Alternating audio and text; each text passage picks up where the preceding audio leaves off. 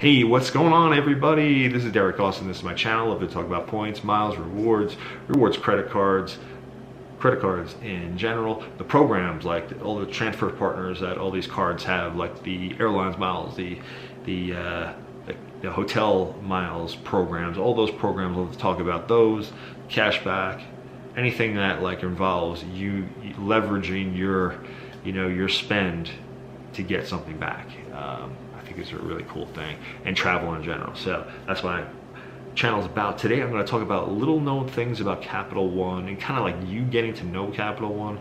I've had a relationship with Capital One for a good long time, but a lot of people resisted having Capital One. The Venture X is pulling a lot of people in, but there's a lot of things you can know about Capital One that I think a lot of people don't know about. Okay, and this is the top 10 things, right?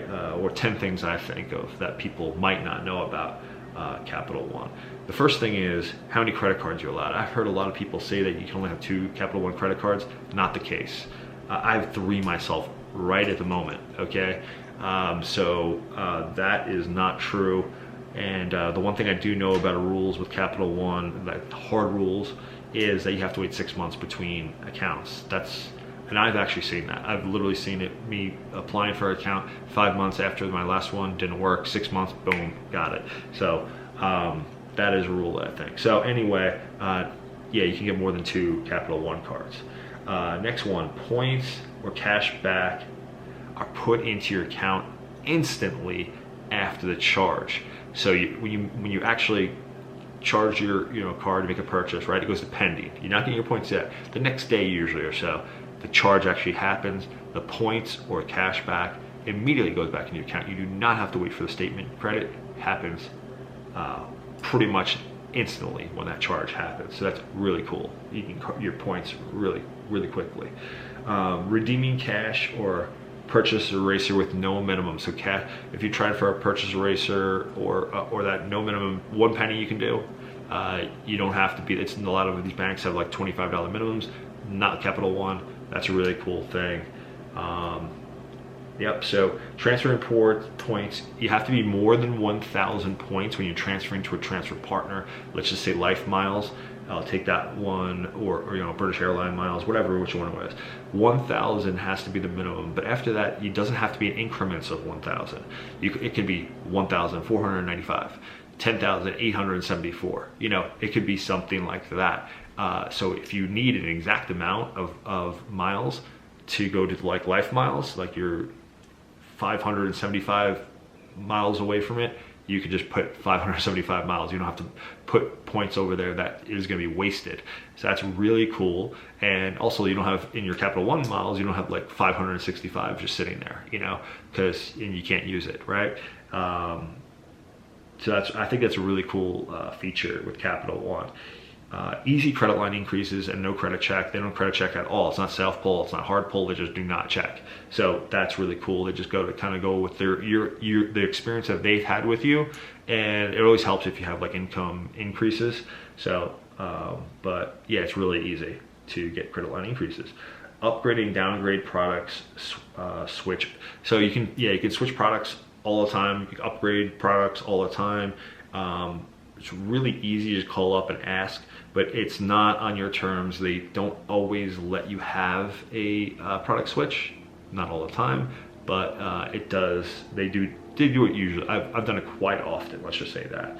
So another little known thing is, well, I think this is probably one of the most well-known parts of this video. Never ever foreign transaction fees on any of the cards, none of them. It really comes into play when you like combo like a Venture card and a Saver One, or a Venture X and a Saver One. Yeah, you can. So like when you have the Chase trifectas and all that stuff, you have the Sapphire cards have no foreign transaction fees, but if you try to use like your Freedom Flex or your Freedom Unlimited overseas, you're gonna get a foreign transaction fee, and that's with a lot of cards with these bifectas and trifectas and stuff like that. These have no foreign transaction fees. No cards with Capital One have foreign transaction fees, which is really cool. Transfer points to another person's transfer partner. That's really cool. So I would do this more with my wife, but you can do it with a friend too. You can literally just transfer your Capital One miles to someone else's Life Miles account or British Avios points, you can do that, or any of the partners. It doesn't have to be to your account. I've done that a few times with my wife's account, and it worked very easily. You just kind of type in their account number. That's it. Very nice. You can combine cash back to Capital One miles, and you can combine Capital One miles earnings account to other Capital One earning accounts. So the biggest thing is you can go one way. So if you have a saver, let's just give me an example. If you have a saver one, you earn a whole bunch of cash back, you could transfer it over to your Capital One. You earned Capital One miles, but you wanted to move it over to saver one, you can't do it. You can only do it one way to Capital One miles earning credit cards. You can't get it back after that. It stays in that.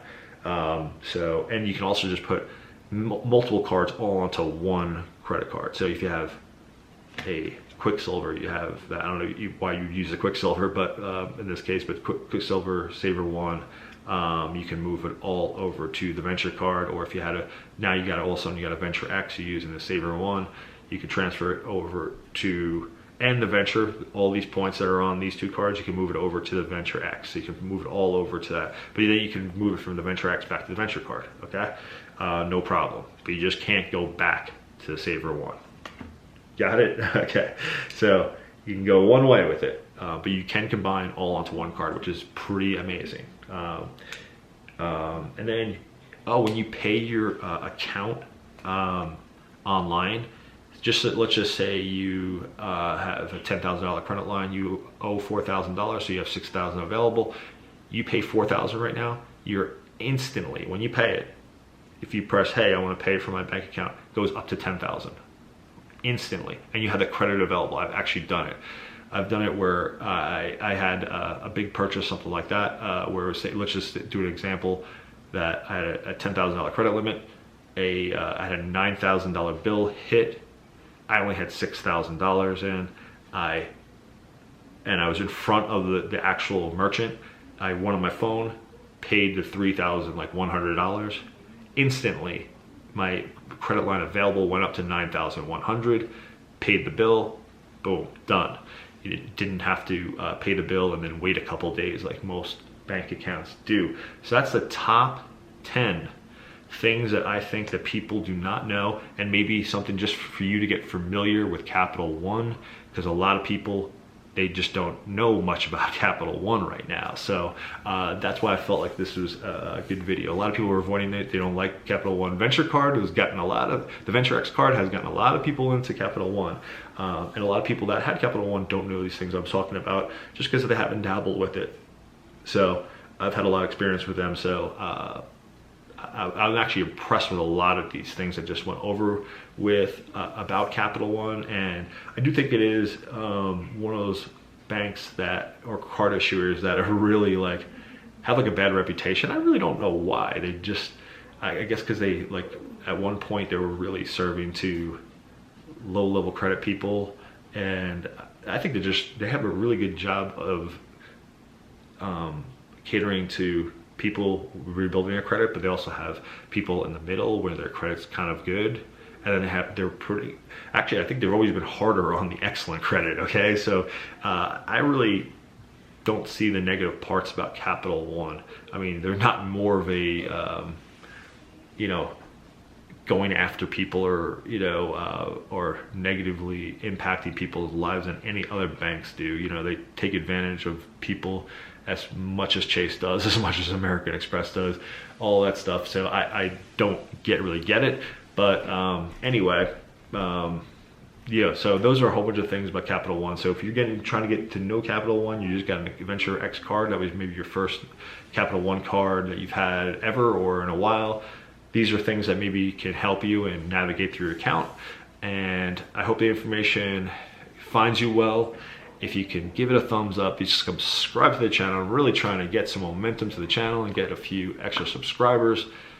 My goal is to get to 1,000 subscribers, maybe in the next 3 months. But right now I'm just trying to get to 100. I'm in the mid-30s. So again, if you like the content, give it a thumbs up, subscribe to the channel, and I'll see you on the next one. Bye.